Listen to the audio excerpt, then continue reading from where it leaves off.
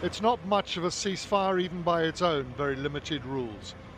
Another oil installation in southern Russia on fire this morning after a Ukrainian drone strike, clearly a breach of the no-hitting energy infrastructure deal.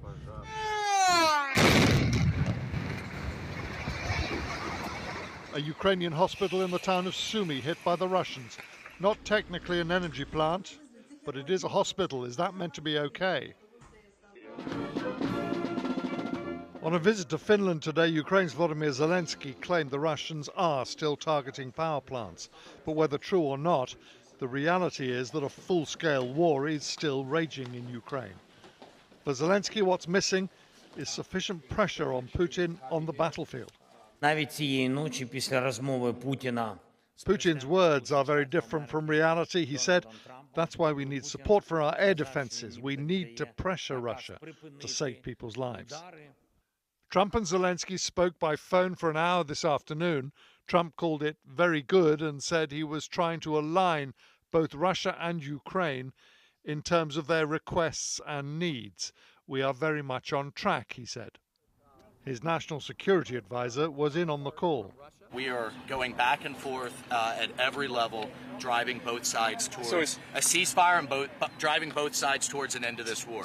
But what of the failure last night to get Putin to agree to a full 30-day ceasefire?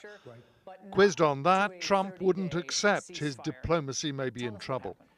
Well, you have a situation where you have a lot of guns pointing at each other foolishly, because it would have never happened if I were president. That was not a war that was supposed to happen, and it did happen. So that's where we are. And right now, you have a lot of guns pointing at each other, and a ceasefire without going a little bit further would have been tough.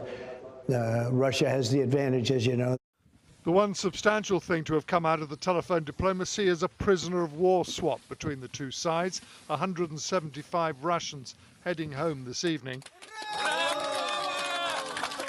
175 Ukrainians came the other way, with another 24 seriously injured, repatriated to hospitals in Ukraine. Among those waiting, Alyona Squibida, whose fiancé has been held by the Russians since soon after the war began. And it's his birthday. She sees Andrei Orel for the first time in 3 years.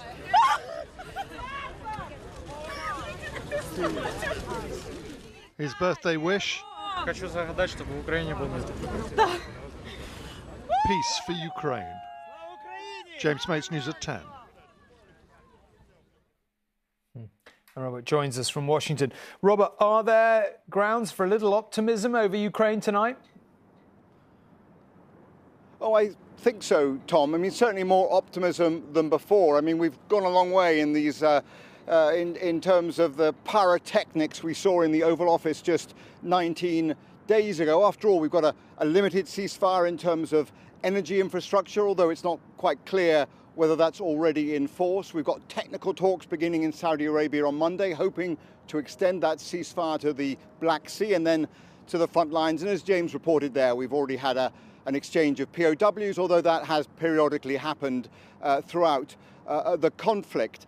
I think what we're also seeing, though, is just wildly unconventional and unpredictable and transactional diplomacy from this White House. I mean, as you said there, you know, Donald Trump talking about now taking a stake in Ukrainian utilities. But none of this means that we understand the answer to the key question, whether Vladimir Putin has retreated from his maximalist demands. We may know more soon, because Steve Witkoff, the US envoy, is still saying that the Trump-Putin summit in Saudi Arabia is still on the cards. And Robert, listen, this report tonight that Canada, you know, might be thinking of abandoning to a degree its old alliance with the US, even to the extent of joining this European Defence Pact, that, you know, is that true? It seems startling, if so.